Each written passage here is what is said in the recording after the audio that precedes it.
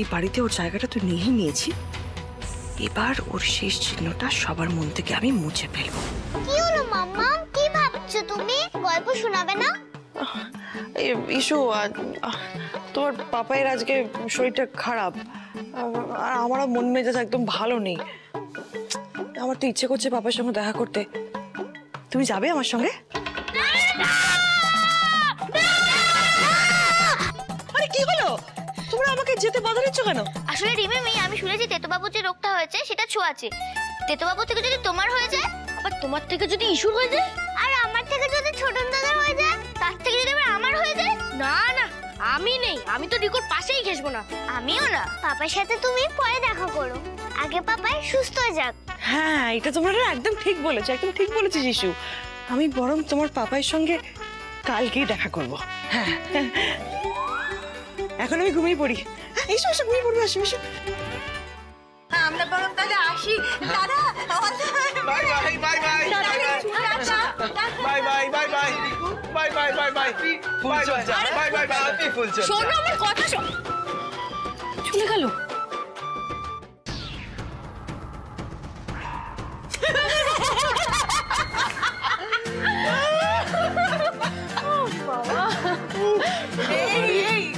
ভীষণ অপ্রস্তুতে পড়ে গেছিল কিন্তু বেচারা। বড় কথা কিন্তু খুব রেগে গেছে রক্তিমদা। আসলে কাবাবে কোনোদিনও তো এতগুলো হাড্ডি একসাথে এই দাঁড়া দাঁড়া, এখানে দাঁড়িয়ে হাসাহাসি আর গল্প করলে হবে না, চল আমাদের আরে ঠিকই, এখানে দাঁড়িয়ে আর হাসাহাসি করা যাবে না, এবার যদি শুনতে পারে না আরো খেপে যাবে। চল চল নিচে চল, নিচে চল, নিচে চল। দাদা ডালি,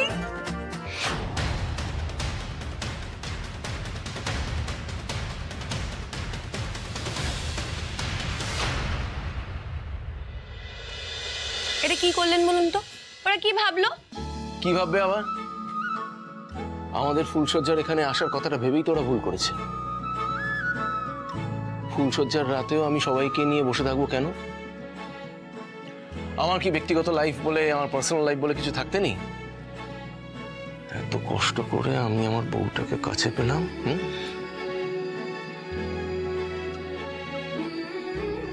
এখনো তো আনন্দ করছি ঠিকই, কিন্তু রক্তিমবাবু, আমাদের কিন্তু এখনো বাধা কাটেনি, আমাদের লড়াই এখনো শেষ হয়নি। দেখুন, এই বাড়িতে আমার এভাবে থাকাটা সত্যি খুব ঝুঁকির। আমি জানি ডালি, তো এবারে যা করার খুব তাড়াতাড়ি করতে হবে। সমস্ত বাধা চিরকালের মতো সরানোর বন্দোবস্ত করতে হবে আমায়। মানে?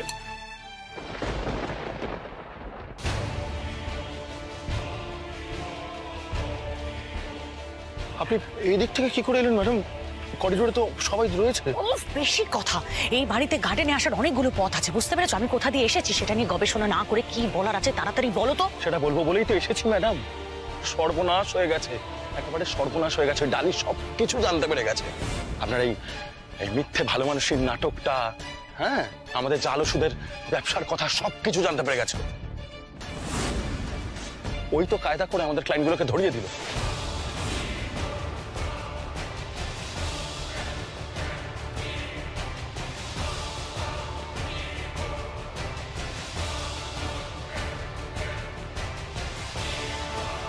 কি বলছো তুমি? এসব আমার তো কিচ্ছু মাথাতেই ঢুকছে না। মানে ওই চাঁদনি, ওই গেও মেয়েটা, ও ডিএসপি পুলিশ অফিসার। না না না, আবার বলে না যে দাদা ওখানে গেছে। কি করে, কি বলছো বলো তো তুমি? নিজের চোখে যা দেখেছি তাই বলছি আপনাকে ম্যাডাম। ওই রক্তিম দেববর্মন কিন্তু সম্পূর্ণভাবে সুস্থ। আমার কথা বিশ্বাস করুন, ওর সব মনে পড়ে গেছে। ডালি যে ওর স্ত্রী সেটাও। কিন্তু দাদা তাহলে ঋতুজাকে বিয়েটা করলো কেন? কি হচ্ছে, কেন হচ্ছে? আমি তো কিচ্ছু বুঝতে পারছি না, খুব গুলিয়ে যাচ্ছে। চক্রান্ত হচ্ছে ম্যাডাম, আপনার চোখের আড়ালে ভয়ানক চক্রান্ত হচ্ছে। হ্যাঁ, বিশ্বাস করুন। আর এই চক্রান্তের জালে আমি আপনি দুজনেই আস্তে আস্তে একেবারে ফেসে যাচ্ছি। আমি তো বুঝতে পারছি না এখন আমি কি করবো। আমার মাথা কাজ করছে না। প্লিজ আপনি বলুন আমি কি করবো। আমার করবে, যেখান থেকে এসেছো সেখানেই ফিরে যাবে, বুঝতে পেরেছো? যতক্ষণ আমি তোমাকে কোনো ইনস্ট্রাকশন দিচ্ছি ততক্ষণ এক পাও কোথাও নড়াচড়া করবে না। কিন্তু ম্যাডাম, আমাকে তো পুলিশ তুলে নেবে তাহলে। পুলিশের ধরতে হলে না তোমাকে পুলিশের হেফাজতেই রাখতো। তোমাদের এরকম অন্ধকারে লুকিয়ে রাখতো না। ওদের আসল উদ্দেশ্য আমাকে ধরার, বুঝতে পেরেছো? তাই ওদের কিছুতেই বুঝতে দেওয়া যাবে না যে আমি সবটা জেনে গেছি। কিন্তু ম্যাডাম আমারও কিন্তু নয়, যা বলছি সেটাই করো, তাহলে তোমাকে ঠিক সময় বাঁচিয়ে নেব। তা না হলে তোমাকে উদ্ধার করার কোনো দায় আমার থাকবে না আর্য। না না না না ঠিক আছে ম্যাডাম, আপনি যেটা বলবেন আমি সেটাই করব। হ্যাঁ মানে কি করে কি হলো বলো তো? মানে বিয়েটা হয়ে গেল, সিঁদুরদান হয়ে গেল, ঋতুজার কিছু সন্দেহ হলো না কেন বলো তো? কি করে হলো ব্যাপারটা? করে হবে, যা দারুণ একখানা প্ল্যান ছক করে রেখেছিলাম না।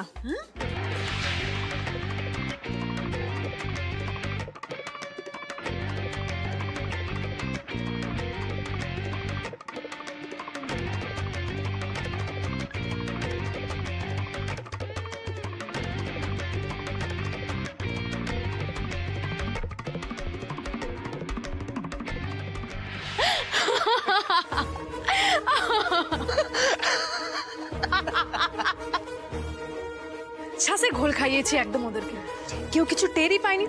আর আজকে দেখো, ওদিকে বৌদি ভাই আর রক্তিমদা ফুলসজ্জার ঘরে, ঋতু যদি বাচ্চাদের নিয়ে ঘুমিয়ে গেছে, আর বৌদি বৌদি ঘুমের ওষুধ খেয়ে একদম অজ্ঞান, কেউ কিছু টেরই পেল না। আনন্দের চোটে আমরা এত জোরে হাসাহাসি করছি না, এবার কিন্তু বাড়ি শুদ্ধ লোক জেনে যাবে। আচ্ছা বলছি শোনো না, আমরা এবার যে যার ঘরে গিয়ে ঘুমোই, কারণ কালকে সকালে তো আবার অনেক কাজ। ঠিক বলেছি। চল আমি গেলাম, গুড নাইট। Good night.